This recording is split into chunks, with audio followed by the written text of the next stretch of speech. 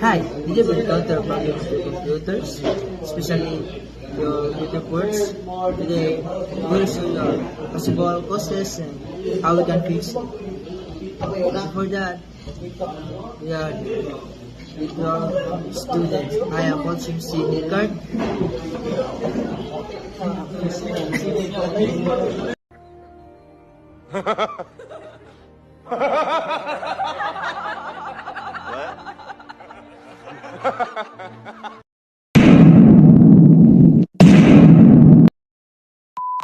Hi, I'm back. Today, as I promise, I will help you how to fix your computer ports it won't work. So let's call our friend.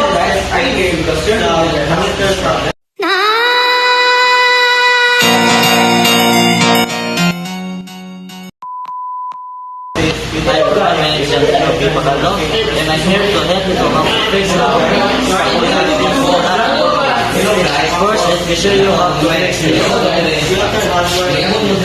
First, let's go to share.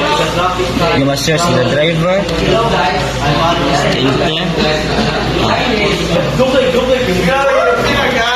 Driver. You must find the words of human interface device. Then you must choose any port of these devices that's not working. But I must choose this USB input device. I click update driver. Shares automatically.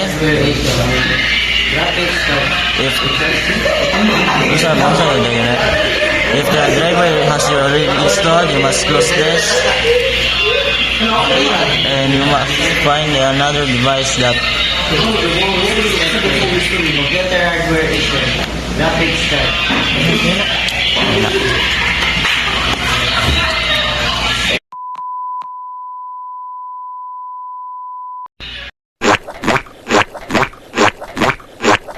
Go.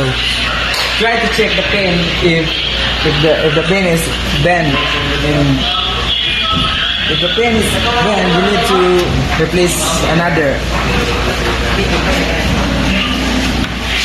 or to buy another.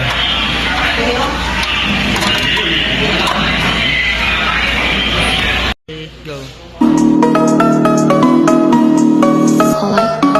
I am not a king, I am not a god, I am